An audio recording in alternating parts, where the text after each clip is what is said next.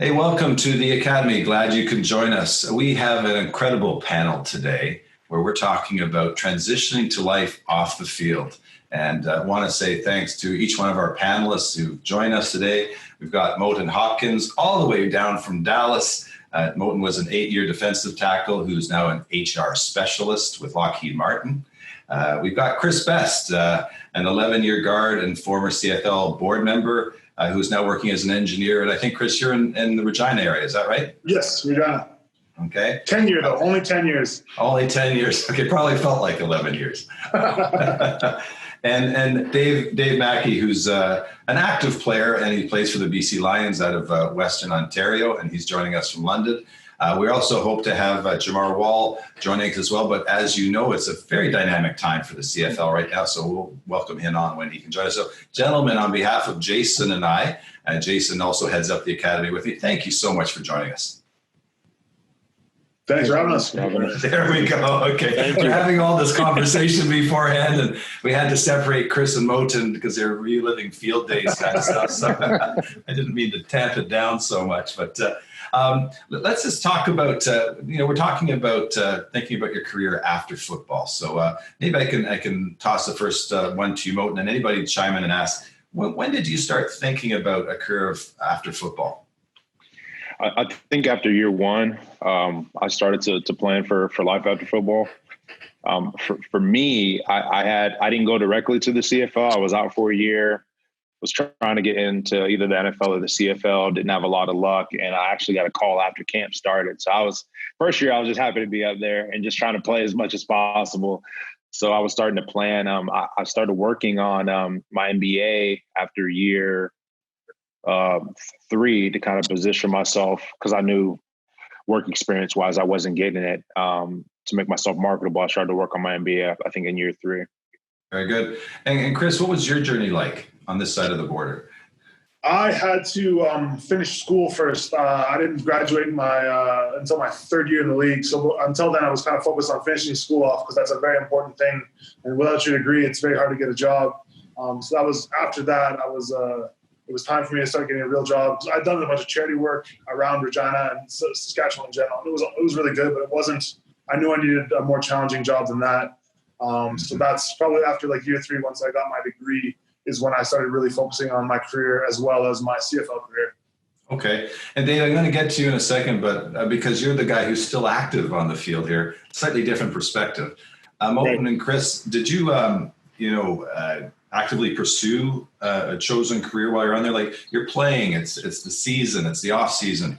Are you taking courses now? Are you, getting work experience? What are you doing to prepare for this off field life? Yeah. So for me, I was taking my MBA online. So I was doing it during the season and off season. I wish from a work standpoint, I would have done more targeted jobs. At the time, I was really kind of just doing whatever I could do that would allow me to work out and make some money on the side. But I highly recommend for guys to be targeted in the jobs that they do. That is kind of building your resume up for when you're done the game. Yeah. I agree with Moton. You have to be aware, though, because the CFL season, especially, it's very demanding. It takes a lot of your time and doesn't compromise for anything besides family. So I know I tried to work a couple in season a couple times, and it just wasn't really, my job was very deadline oriented, and it really didn't match well with football. So I recommend doing a lot of school in season and like looking for jobs in season.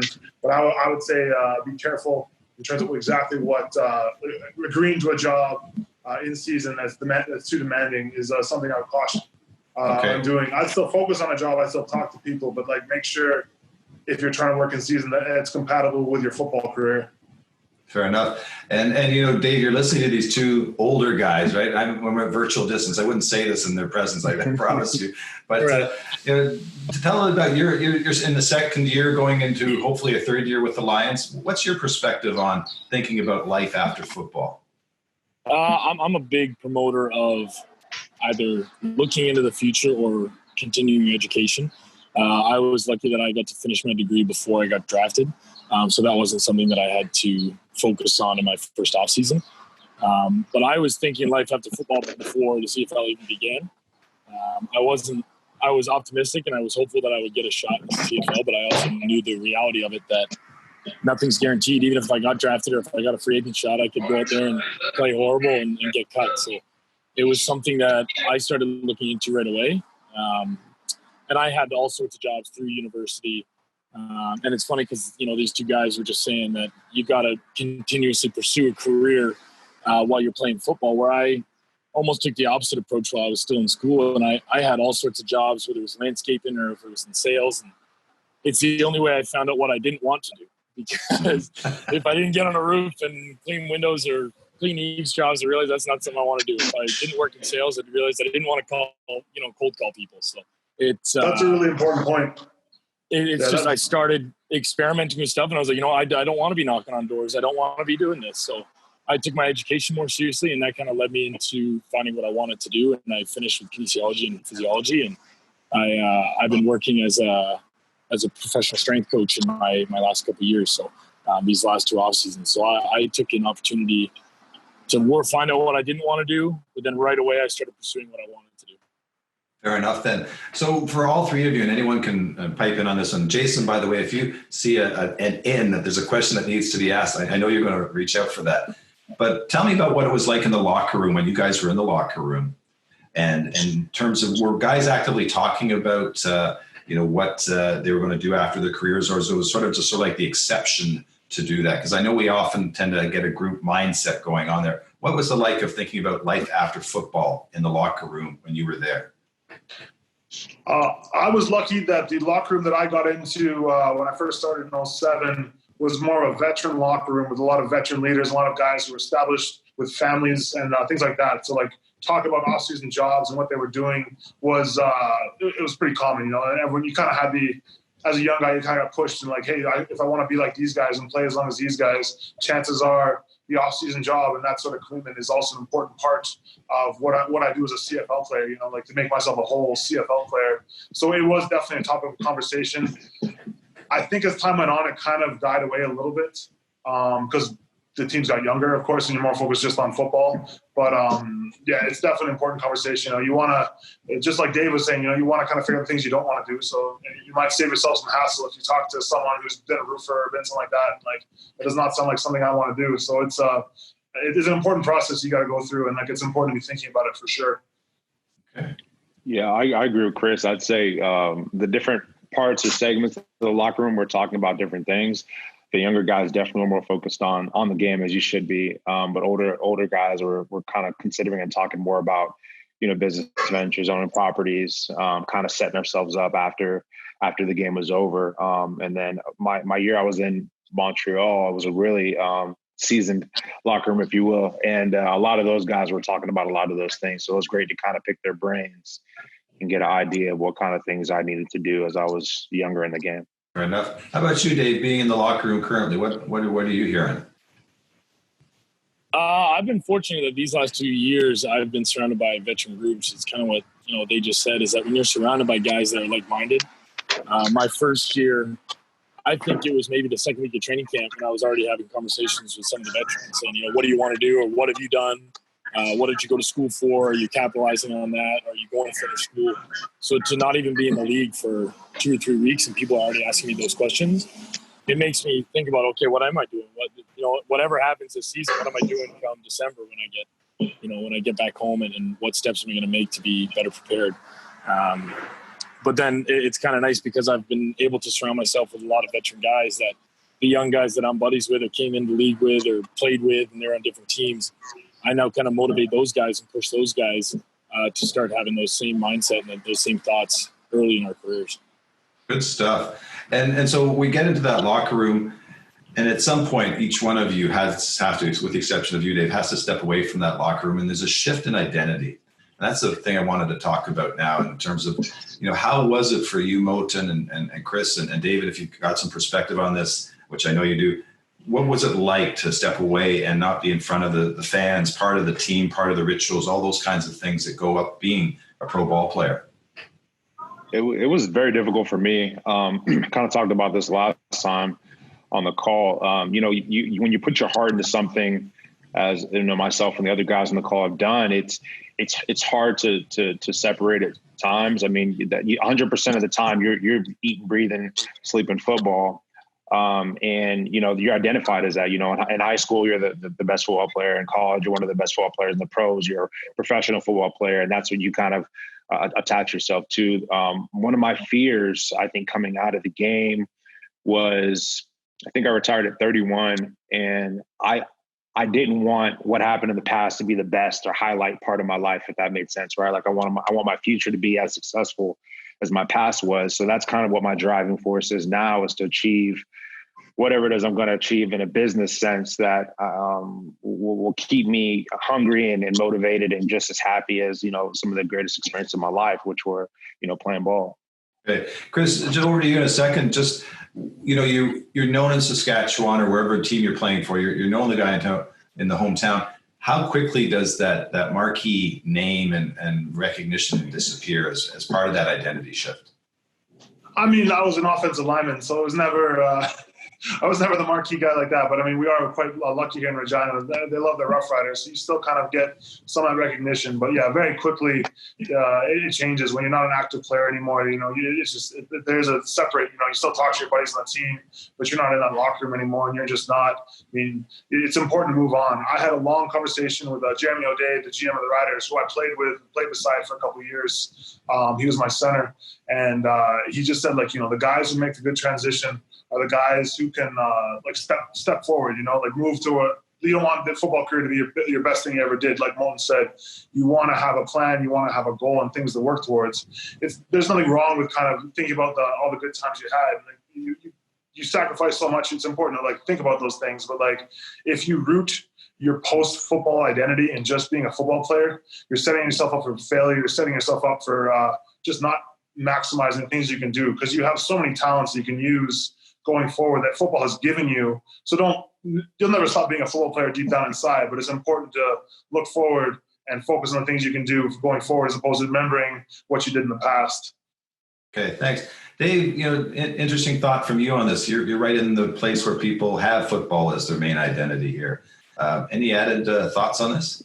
Yeah, it's amazing insight to get from these guys from their experience about leaving the game. And I've always wanted to put myself in a situation where I think, okay, in 5 years from now, 6 years from now, hopefully I get to play that long and I retire, and whatever future successes I move on to, I always want to put, what are other people looking at me? So if someone's looking at me and they think, wow, did you know that guy also played football? Mm-hmm. I think, wow, that's a cool way to interact with someone. Or is that guy in the situation because he played football, or he acts this way because he was a football player? I always want to be in the perspective of saying, wow, he's got his other successes, and did you know he also used to play football?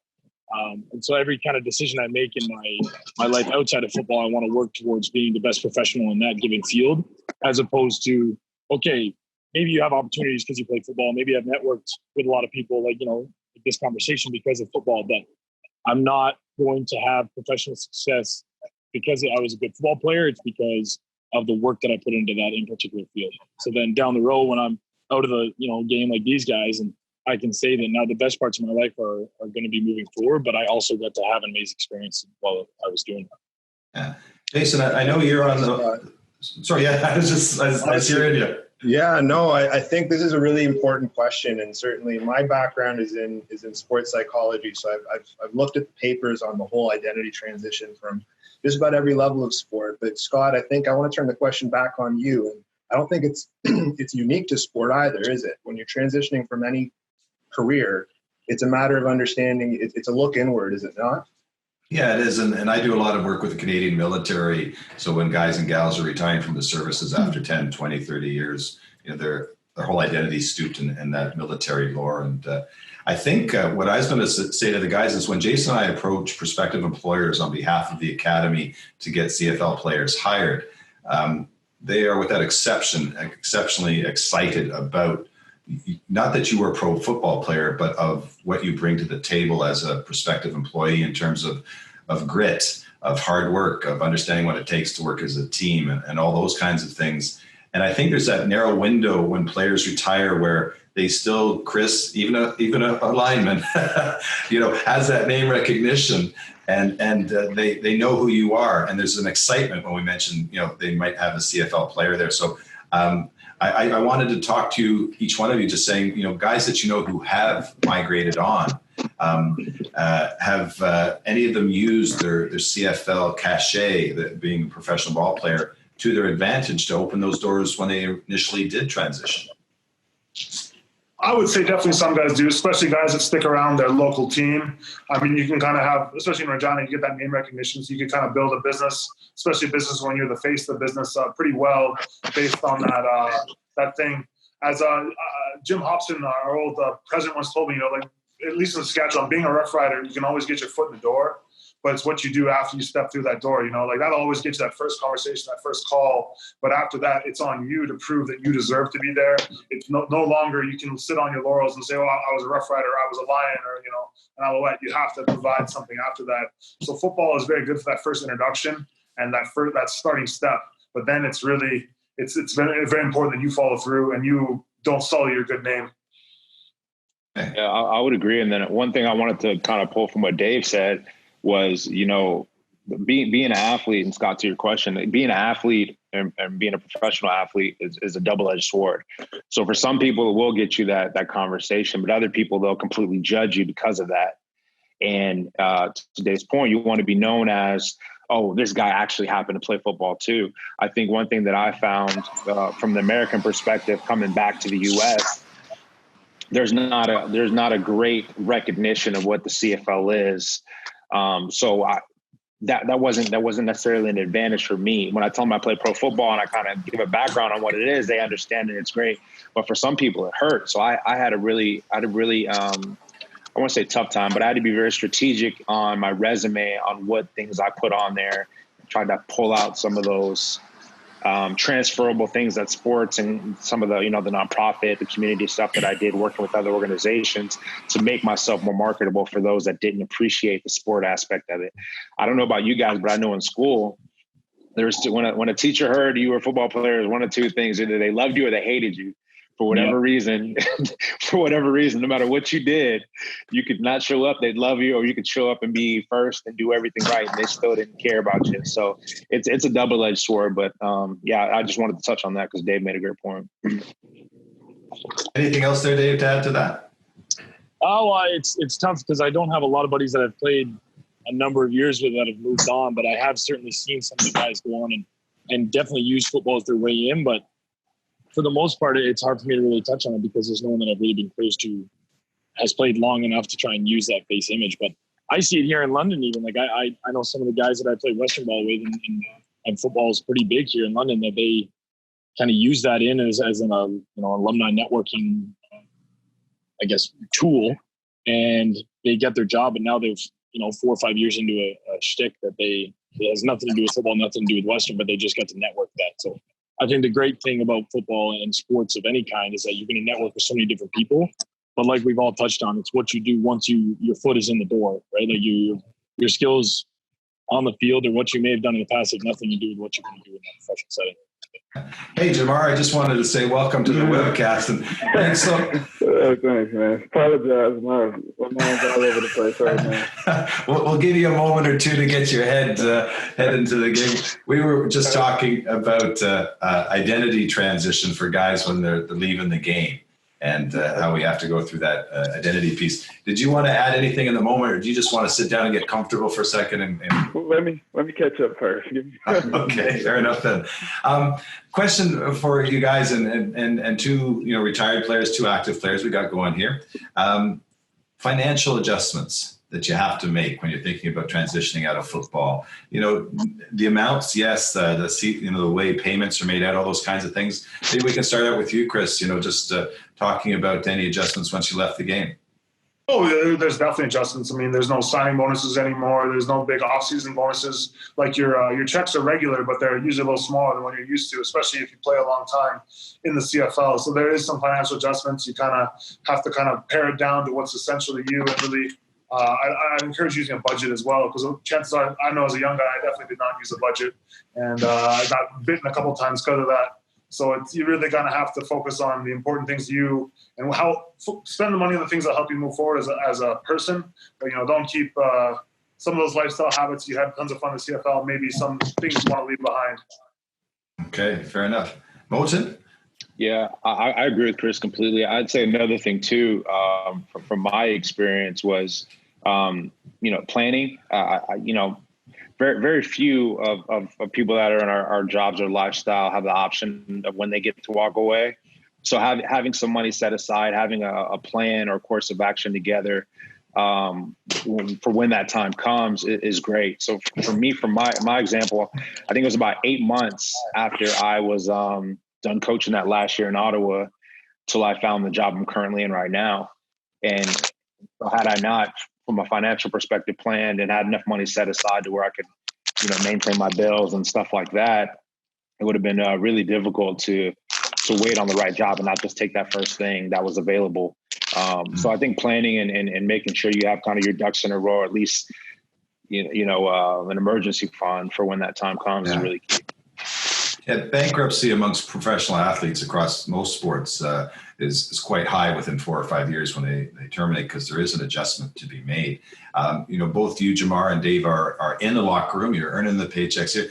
Tell us your thoughts on that in terms of, do players expect to make adjustments when football is over, or is it just sort of wait and see? Just what's happening? Jamar, do you mind if I go first? Yeah, I think it's tough for me because I'm still in a rookie contract. But I think we could have a webcast in and amongst itself, getting guys prepared to enter the league, forget about leaving the league, because there's a lot of information, especially on the finances, that you would have no idea about. And the thing with rookie contracts is that you're not making as much as you think you would be for extended period of time. So being able to get advice from, senior guys like this, or, Chris and Moton that have moved on, and Jamar that's going to move on soon, is finding out how to secure that second contract and then make sure you're in a position to walk away. Like Moton said, really, it'd be nice to have the opportunity to say, okay, this is when I'm going to step away and I have money put aside. So I think getting and seeking a lot of advice, and this is kind of more of a message to guys in and around my age in the league, is that surround yourself with veteran guys that are going to teach you how to manage that money, so that when the time comes, you're doing okay. Yeah, fair enough. And just before, Jamar, you get the whole stage for the rest of the time because we haven't let you speak. Excuse me. The Enriched Academy is a partner with the CFLPA, and has some great online programming to talk about that. So for anybody who's listening to that, it's free for all the CFLPA members. I've taken the course. I was a banker. I learned things. So I would just say I'm pointing you in that direction to go for. Jamar, your thoughts on this? It's tough, right? Like you said, a lot of athletes go bankrupt within those first 4 to 5 years because you're used to living a certain lifestyle. And then, as Chris said, it changes. You're getting a consistent check, but it's not maybe as much money and things like that. You kind of have to schedule a different way. And I know with myself, it was an adjustment. I know that I'm working my way out of the league. And so it's scary just to think about those, but it's something that you have to do. And it's something that I encourage a lot of our young guys to do now. Hey, we're not making that much money in the CFL. It's important to start early, start figuring out a plan for yourself. So when you are ready to go, you can go out on your own terms. The things that I hate to see, but you see way too often in professional league, is that guys are not prepared. They're just living in the moment. It's great until you have to retire, because that's going to come to that point. And with our sport and being as rough as it is, you never know when that could be. It could be, you can go out from concussion, you can go out from an ACL where you never can recover. And those things are scary. But one guy that I always look up to in this aspect is one of my old teammates, Brandon Smith, who just retired now, but he's a certified personal accountant.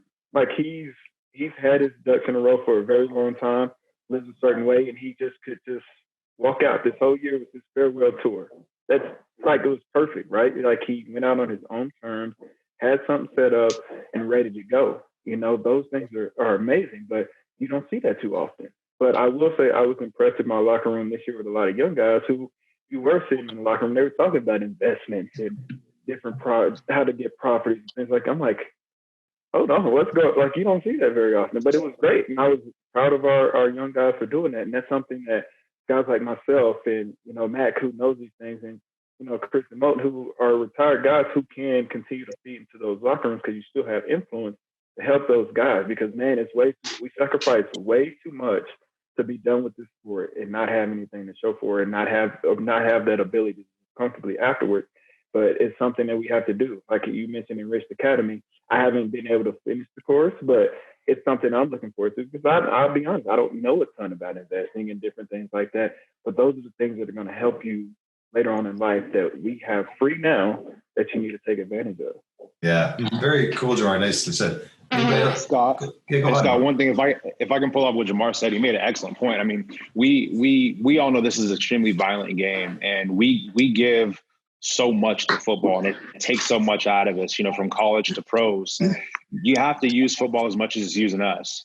We have to take advantage of all the networking opportunities. We have to. One thing I've always told all the young guys on my team is it's not enough to just come to the locker room, do what you got to do, and then go home. You need to take advantage of all the community service opportunities, the networking with these, with boosters, the community. I've had the pleasure. I've been to the parliament. Like I've been to a nation's capital in another country, and I've met politicians and all these other things. We have access to so much that we can use to our benefit. It's not that you want to use people, but you want to make these connections and make good personal connections so we can set you up for the future because, like Chris said, and I said myself, when you're gone, some of those doors close. And so you want to use the game and get as much out of it as you can. And you have to do that off the football field as much as on the football field. Okay. I think Mo's exactly right. Some people feel bad about using their connections or using kind of like the people they've met. It's like they feel like they're putting on these people. The way I always looked at it was like someone's going to get that job. Might as well be you, Like I believe in the CFL players. I believe like the talents they bring, those intangibles they bring are very important in any office environment. So, use those connections, get that job, figure out how to do it, train yourself up. But like, don't feel bad about leaning on the people you know and the people you meet because like, that's your right. That's what you earned doing what you did. And outside football, that's what everyone else does too. Yeah. It is. Chris, now I'm being cognizant that you may have to go. And do you have another 5 minutes or so? Okay, fair enough. I got 5 minutes. Okay. So what Jamar was talking about with the financial piece, that Enriched Academy, and I am promoting it because it doesn't, it's not a monetary benefit. It's just one of the best resources I've seen the CFL offer. And the thing that switched for me, guys, and I was a banker, was that, choose every month an amount you want to save and then live within the budget of the rest. Most people do it the other way around, right? We live and we try to save whatever we have. And that was just such a fundamental shift. If you want to save $1,000 or $2,000 or $3,000 a month, save it, get it out of the account and live off the rest. Because as long as it's there, we spend it, don't we? That's just human nature that we do. So here's the final question as we go to, and Chris, if you want to start or whoever wants to start, and Dave and Jamar, you're going to be right into this. And you've started doing this. What tips and advice would you offer current players who are in the moment, as you said, that's where they currently are right now. What tips and advice would you offer to them to help get them better prepared for when they're going to leave football? I would say if you're almost graduated, make sure to graduate. That college degree, it may not be something you want to do, but it's such a check mark for so many employers that like just having a college degree is very important. Don't be scared of going to get some certifications and stuff like that. I've seen a lot of current player resumes and like they're great players and great people who could do a great job, but without some of those certifications, which are 6 to 10 week sort of programs, they just can never get in the door there. So like, don't be afraid to upgrade while you're still playing. That's an important thing to do. What else would I say? I'd say mentors are very important. You always want to have some mentors, not too many. You don't want to have too many cooks kind of spoil the thing, but like pick a couple people in different aspects of your life that you really trust, you really listen to, and don't be afraid to reach out. Don't be afraid to ask questions. Like the only dumb questions don't exist, man. Just go ask those questions and kind of really try and reap the benefit of experience so you don't have to reap those pitfalls that you'll learn on your own. So I would say, like, really just take advantage of every opportunity you have while you're playing, because once you're kind of out the door, like the whole dynamic of your life will really change around, and you don't want to be ruining all those opportunities you missed while you were still playing football. Good. And Chris, by the way, has been a great guy for the Saskatchewan Rough Rider locker room too, and helping find local employment opportunities. He's been quite active in that. So Chris, on behalf of everyone you're helping out there, really appreciate it. Well, thanks, guys. I want to take this time to sign off. I really appreciate it. And good luck with everything here, and I'll be in touch. Okay, look forward to seeing you. Okay. Take care, Chris. Thanks, Chris. Cheers. Okay. Yeah, so we're looking at tips and advice that you'd offer to players who are about to, or to who are playing, who should be considering things before they transition off the field. Yeah, so for me, being in the HR role, I agree with what Chris said about the education piece. You have to finish that degree for those that haven't. Any kind of certifications or things that you can do to make yourself more marketable. Because one thing that I found out is, okay, now that you're done, here I was at 30, 31, and now you're competing against people that have had, 5-6 years of work experience, right? So you have to find a way to make yourself just as marketable. The competition for a position hasn't changed. It's just a different playing field. And so I think having those targeted work experiences during the off seasons, if you can get them, networking, because for us, the difficult thing is, it's really hard to get hired for a 6-month gig. Something especially that's in, a work field that, may require a full-time person. So that networking can help you get those type of roles, and really just communicating and taking advantage of everything. But just be very targeted. I know my career plan after football has probably changed 5 times while I was playing, but, try and pick something and stick with it and communicate. And then, like you said, too, mentorship is a huge plus, because I'll tell you, being in HR, having that foot in the door, knowing somebody that can help you get your resume seen is very, very important. Cool. Okay. Jamar or Dave? Okay, I'll go. Just to reiterate everything else everyone, Chris and Moton said, just take advantage of what you got. We're put in this position for a reason. We help out a lot, but also, like I said, we have to transition at the end of the day. And taking advantage of those connections and different things are really help. It's in the world kind of these days where it's not so much of what you know, but who you know. And while we're on these stages, we need to take advantage of those things. I know one thing that I did, not so much anymore, but early in my career, is I was trying different jobs. In the off season, it was tough to get jobs, but it's one of those. I tried to. I was an arborist for a little bit. I worked in the lawyer's office and doing different things. You never know. A lot of the young guys don't exactly know what they want to do with their careers when football's over, because you have spent so much time playing football, preparing. It's a full job. Granted, we only get paid for what we do, but you still have to prepare in the offseason, because you have to be in such tip-top physical shape that you're kind of required to do that while juggling other things. So just taking advantage of that, and always trying to better yourself. As you're saying, getting different certifications, trying different things, learn different things. Like myself, I'm going through the Fire Academy that the PAs offer, through the discounted rate. It's a lot of things that are out there that you never know. I wasn't that kid growing up saying I wanted to be a fireman, but this is the thing that's there, and it was the opportunity that it's competitive, it's still physical, you're looked up to in the community a different way, you keep things safe. I mean, you never know. So just continue to push forward, always try to educate yourself and take advantage of what you have while you have it, because we're not going to be these athletes, pro athlete superstars for forever. I got maybe a few more years in me. that's going to be out the door, right? Thanks, Jamar. I appreciate that. Dave, what does London think about this? Well, I mean, I didn't think at this point in my career I was going to be in this, a position to be given advice, because I'm still in a position where I'm seeking advice. And I think a message to the young guys that could be watching this is that, just surround yourself, like we've talked about, with mentors and the right people, because why learn from your own mistakes when you can learn from others, right? You're surrounding yourself, and you're talking to a guy like Jamar. He's worked all these different off seasons, and just before you got in, Jamar, where you're talking about that is that, try different jobs, because you never know what you're going to like or dislike. But I think just surrounding yourself with those people and finding the answers is going to be great. But you got to be so open.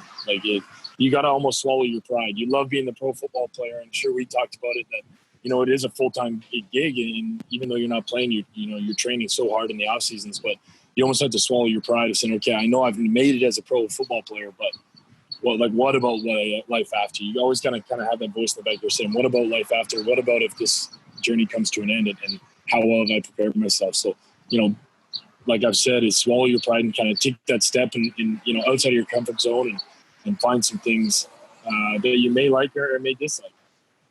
But like I said, I'm still young, and I'm still seeking information from different guys. So I think the other 3 guys really summed it up. That's a really interesting piece. That Moton, I think it was what you were talking earlier. when players lose that identity piece going forward,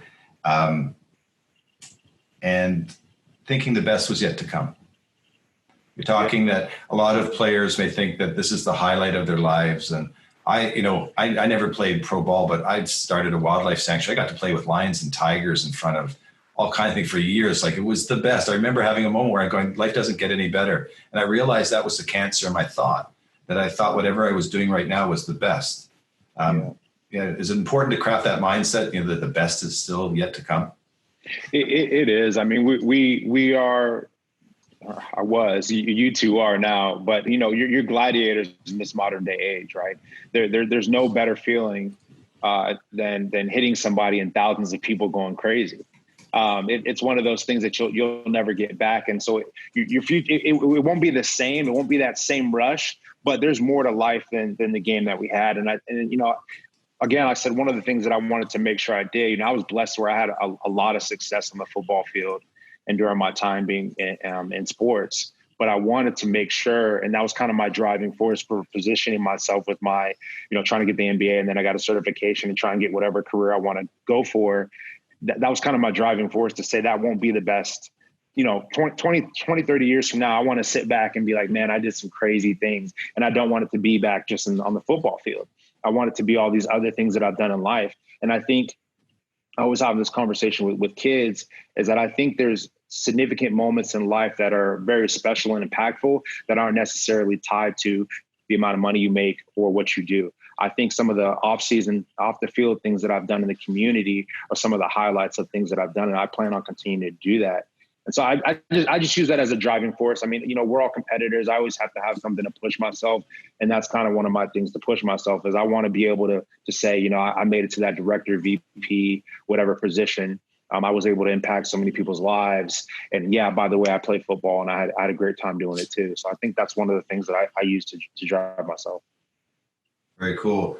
Guys, we're getting towards the end of here. Just if I'm going to ask if there's any final thoughts that you want to leave the guys with as they're listening to this, from Jason and I, just a reminder that the Academy has a whole bunch of resources, including roadmaps, mentorship, the Academy website, which can help you on your journey.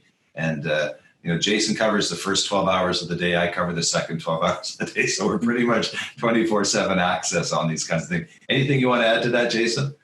Well, it works out well. We're on opposite sides of the country, so time zones help us split that time a little bit. Yeah, I think just about everything we discussed today, I think we at the Academy were trying to build answers for those problems. I think we've got education solutions. We've got exciting opportunities down the pipeline, I think. I won't tip the cards too much there, but I think education is obviously massively important. Certifications like the firefighter program that Jamar alluded to, things like that. We've got a ton of mentorships that are, and I know that somebody that's watching here requested exactly that. We've got a great roster of mentors that aren't necessarily playing anymore, but have solid careers in other industries like construction and in finance, what have you. And so I think it's a really exciting time, but I think this conversation is exactly what we were trying to figure out 2-3 years ago when we were putting the Academy together. And I think there's a lot of different resources now that can answer just about every one of these problems and shifting from football to what's after football. Very good. Thanks so much. So guys, can I add to that real quick? You got it, Dave.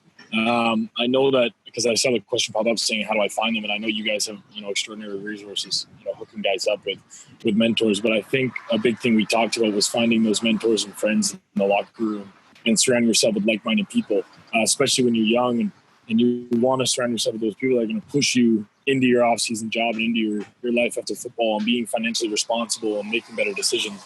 And I think a large portion of it is that there's always that social hierarchy in the locker room. It doesn't matter where you are. There's the vets, there's the American versus Canadian or whatever it is, but just it shouldn't be that way, right? Just be confident and go and talk to those guys. If you overhear a conversation about them, building their wealth and buying property and doing off-season jobs, try and take part in those conversations and pick those guys' brains, because you're not going to learn about what they did to get there or how they got there if you're just kind of overhearing, right? Just don't be afraid to join in those conversations and pick their brain.